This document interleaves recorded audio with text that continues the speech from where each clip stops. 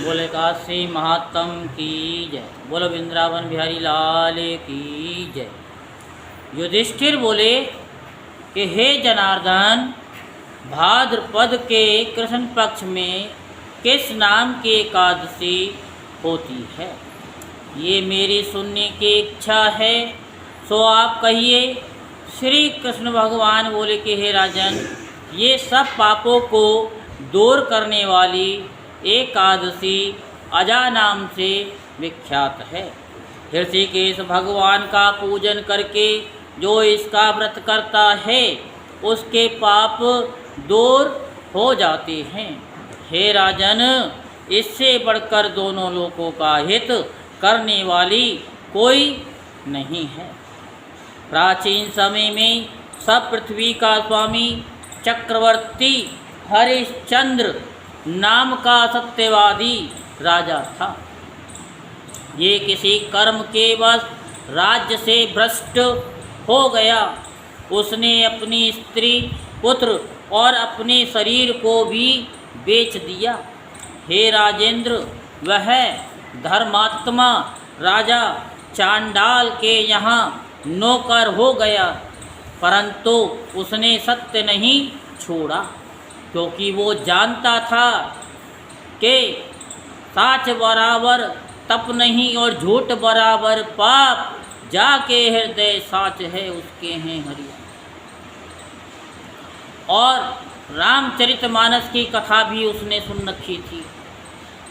तो रामचरितमानस में तुलसीदास जी लिखते हैं, धर्म न दोसर सत्य समाना, आगम निगम पुराण बखाना।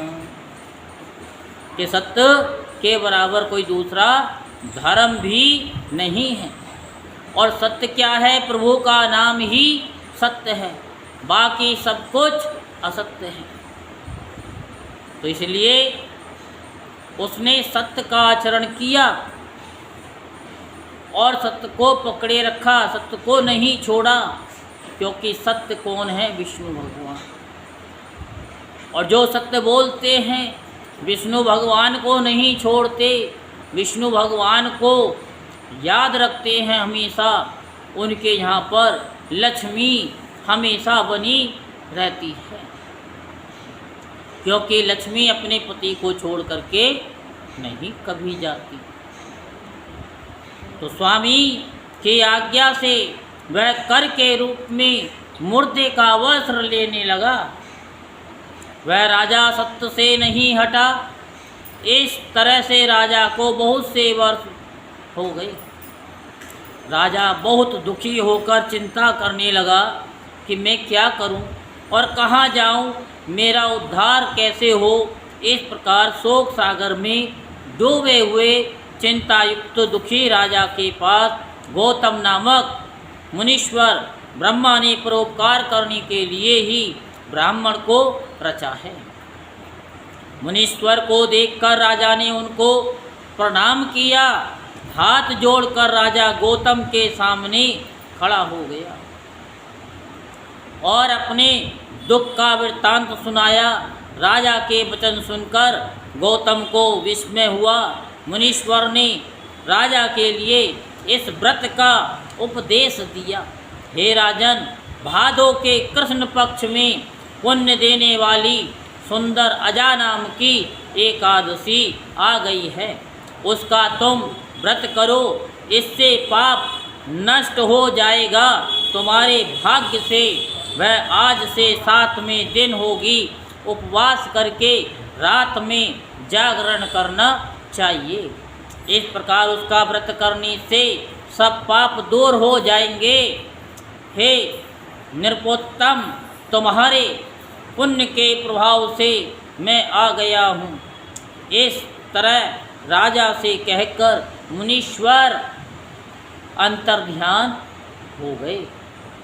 मुनीश्वर का वचन सुनकर राजा ने उत्तम व्रत किया। उस व्रत के करने से राजा का पाप क्षण भर में नष्ट हो गया। हे राज शार्दुल, इस व्रत का प्रभाव बड़े ध्यान पूर्वक सुनिए।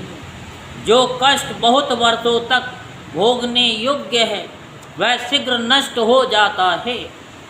इस व्रत के प्रभाव से राजा का दुख दूर हो गया। स्त्री मिल गई और मरा हुआ पुत्र जीवित हो गया। देवताओं ने नगाड़े बजाए, आकाश से पुष्पों की वर्षा हुई। एकादशी के प्रभाव से राजा ने निष्कंटक राज्य किया। सब पुरवासियों और कुटुंबियों समेत राजा स्वर्ग को गया।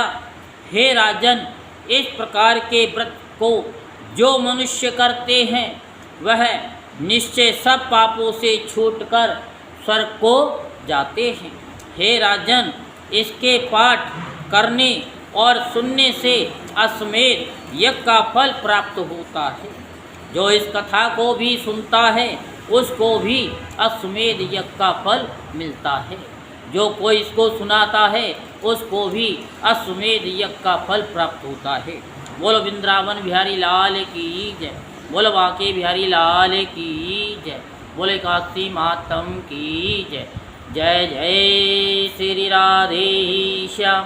जय जय श्री राधे श्याम। जय जय श्री राधे श्याम।